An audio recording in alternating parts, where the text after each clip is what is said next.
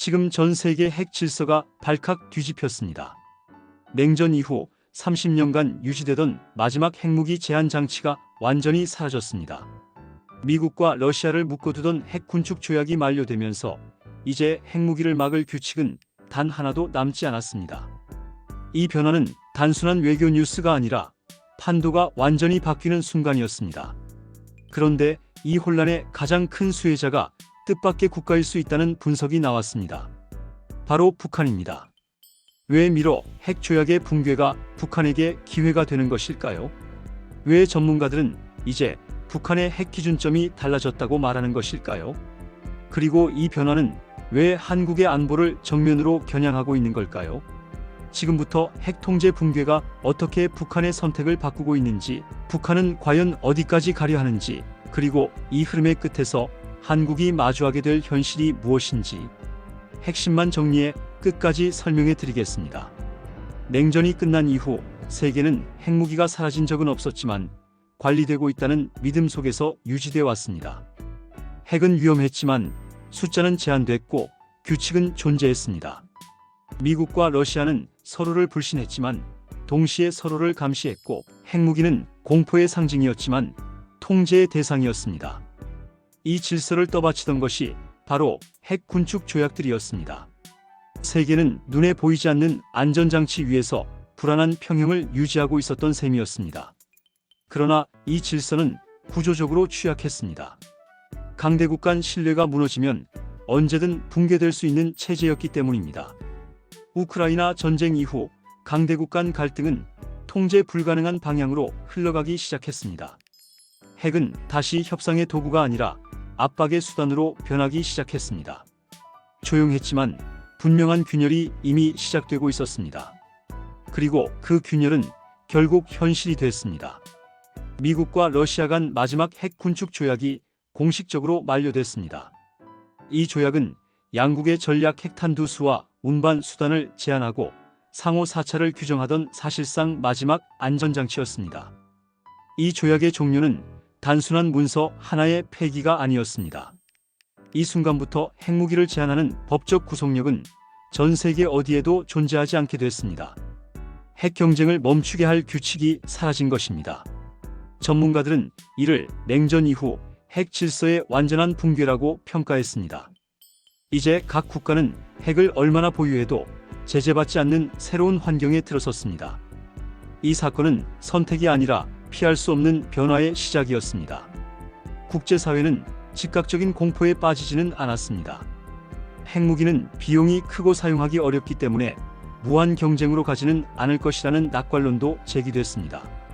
또한 기존의 억제 체제가 관성처럼 유지될 것이라는 기대도 있었습니다. 하지만 동시에 반론도 강하게 제기됐습니다. 문제는 핵무기의 사용이 아니라 기준의 붕괴라는 점이었습니다. 상한선이 사라진 순간 각 국가는 상대의 의도를 의심하게 됩니다. 의심은 진강으로 이어지고 진강은 다시 불신을 키웁니다. 이 악순환이 시작되면 멈추기 어렵다는 것이 냉전의 교훈이었습니다. 세계는 이 변화를 받아들여야 할지 아니면 애써 외면해야 할지 갈등에 빠졌습니다. 이 시점에서 전문가들이 공통적으로 지적한 핵심은 하나였습니다. 이제 중요한 것은 핵무기의 숫자가 아니라 기준의 존재 여부라는 점이었습니다. 기준이 사라진 세계에서는 보유량이 아니라 의지가 문제입니다. 얼마나 가질 수 있느냐보다 어디까지 가려 하느냐가 핵심 질문이 됐습니다. 이 분석은 자연스럽게 한 국가를 떠올리게 했습니다. 이미 핵을 보유하고 있고 국제 규범에 얽매일 필요가 적은 국가였습니다. 바로 북한이었습니다. 이 순간부터 이야기는 강대국이 아닌 한반도로 이동하기 시작했습니다. 북한은 이미 수년 전부터 핵무기를 체제 생존의 핵심 수단으로 규정해 왔습니다. 전술핵과 전략핵을 동시에 개발하며 실전 배치를 강조해 왔습니다. 이제 국제 핵 통제 체제가 무너진 상황은 북한에게 완전히 다른 계산법을 제공합니다. 과거에는 넘지 말아야 할 선이 존재했지만 이제는 그 선 자체가 흐려졌습니다. 북한은 더 이상 눈치를 볼 필요 없이 핵 전력의 질과 양을 동시에 확장할 수 있는 환경에 들어섰습니다. 이 변화는 북한의 전략적 결단을 한 단계 더 밀어붙이는 계기가 됐습니다. 게임의 규칙이 바뀌었고 북한은 이미 경기장 안에 서 있었습니다. 북한은 이 새로운 환경에서 빠르게 움직이고 있습니다. 다종화된 미사일 체계와 핵탄두 소형화, 운반 수단의 다양화가 동시에 진행되고 있습니다. 동시에 국제 정세의 균열을 활용해 새로운 협력 가능성도 모색하고 있습니다. 군사 기술과 실전 경험이라는 두 가지 요소가 결합될 경우 북한의 핵 능력은 질적으로 다른 단계에 진입할 수 있습니다. 이 과정에서 한국은 더 이상 주변 변수가 아니라 직접적인 이해 당사자가 됩니다. 핵 경쟁의 확산은 한반도를 가장 먼저 압박하는 구조이기 때문입니다. 이 단계에서 이야기는 개인의 선택을 넘어 구조적 위기로 확장됩니다. 그리고 이제 본격적인 심연으로 향하기 시작합니다. 이 지점에서 이야기는 방향을 바꿉니다. 표면적으로 보면 북한의 핵 능력은 이미 충분히 위협적인 수준에 도달한 것처럼 보였습니다. 다양한 미사일, 플랫폼과 전술핵 공개, 잇따른 무력 시위는 자신감의 표현처럼 해석됐습니다.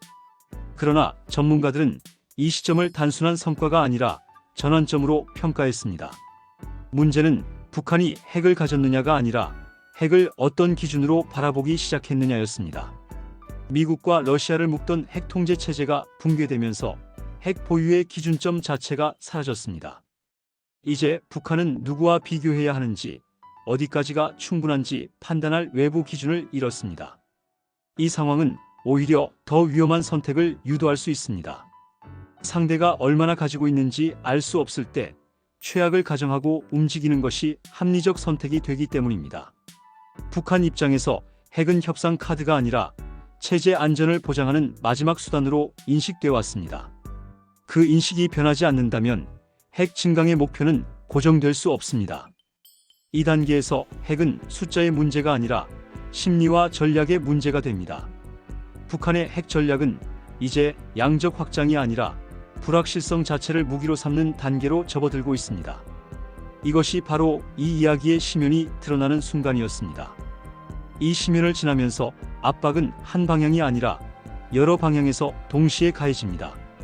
미국과 러시아의 핵 경쟁 재개 조짐은 중국을 자극하고 있습니다. 중국 역시 핵 전력을 빠르게 증강하며 새로운 균형을 모색하고 있습니다. 이 과정에서 기존의 상호 확증 파괴 원칙은 제대로 작동하지 않습니다. 양극 체제에서는 계산 가능한 억제가 가능했지만 삼극 체제에서는 오판의 가능성이 급격히 커집니다. 북한은 이 틈새에 놓여 있습니다. 강대국들의 시선은 서로를 향하고 있고 북한은 그 사이에서 상대적으로 자유로운 행동 공간을 확보하고 있습니다. 동시에 한국의 안보 환경은 급격히 악화되고 있습니다. 핵 경쟁의 확산은 곧바로 한반도의 군사적 긴장으로 이어지기 때문입니다. 억제력은 강화해야 하지만 충돌 가능성도 함께 커지는 구조에 놓이게 됩니다. 이 단계는 기존의 위기 관리 방식이 더 이상 유효하지 않음을 드러냅니다. 핵은 억제 수단이 아니라 위기를 증폭시키는 변수로 변하고 있습니다. 외부 압박과 내부 불안이 동시에 커지면서 상황은 통제하기 어려운 국면으로 접어들었습니다. 이제 기존의 접근법은 사실상 죽음을 맞이하게 됩니다. 이 단계에서 현실은 냉정하게 드러납니다. 한국이 기대해왔던 국제 규범과 군비 통제의 보호막은 더 이상 존재하지 않습니다. 외교적 해법은 느리고 군사적 해법은 위험합니다. 확장 억제는 말로는 강하지만 실제 상황에서는 언제나 불확실성을 동반합니다. 북한의 핵 증강은 이제 가능성이 아니라 지속되는 과정으로 인식됩니다. 기존의 안보 전략은 이 변화를 충분히 설명하지 못하고 있습니다. 이 시점에서 가장 큰 상실은 선택의 여지가 줄어들고 있다는 점입니다. 북한의 행동을 통제할 수 있는 수단은 제한적이며 대응은 늘 사후적일 수밖에 없습니다. 국제사회 역시 명확한 해법을 제시하지 못하고 있습니다. 강대국들은 각자의 이해관계에 따라 움직이고 있으며 한반도는 그 결과를 감당해야 하는 위치에 놓여 있습니다. 모든 것이 통제 불가능해 보이는 순간입니다. 이 단계는 기존 방식으로는 더 이상 답이 없다는 사실을 인정해야 하는 지점입니다. 그러나 가장 어두운 순간은 동시에 성찰의 순간이기도 합니다. 북한 역시 무한한 핵 증강이 가능한 상황은 아닙니다. 경제적 부담, 국제 제재, 내부 자원의 한계는 분명한 제약 요인으로 작용합니다. 핵은 강력한 무기이지만 유지 비용과 정치적 부담이 매우 큽니다. 이 점에서 북한의 선택 역시 전략적 계산의 결과일 수밖에 없습니다. 이 침묵의 구간에서 중요한 질문이 다시 떠오릅니다. 핵 경쟁의 끝은 어디이며 그 과정에서 무엇이 진짜 힘이 되는가라는 질문입니다. 무기의 숫자만으로는 안전을 보장할 수 없습니다. 정보, 동맹, 외교, 그리고 위기 관리 능력이 함께 작동해야 합니다. 이 단계는 감정적 대응이 아니라 냉정한 재설계를 요구합니다. 시간은 많지 않지만 방향을 다시 잡을 여지는 남아 있습니다. 이제 이야기는 마지막 결단을 향해 나아갑니다. 이 단계에서 필요한 것은 새로운 전략입니다. 과거의 틀을 그대로 유지하는 것이 아니라 변화된 환경에 맞게 재구성하는 접근이 요구됩니다. 확장 억제는 선언이 아니라 실행 가능성으로 설계돼야 합니다. 동맹은 상징이 아니라 실제 작동하는 시스템이 돼야 합니다. 외교는 이상이 아니라 현실을 관리하는 수단이 돼야 합니다. 핵 통제의 기준이 사라진 세계에서는 규칙을 기다릴 수 없습니다. 스스로 규칙을 만들어야 합니다.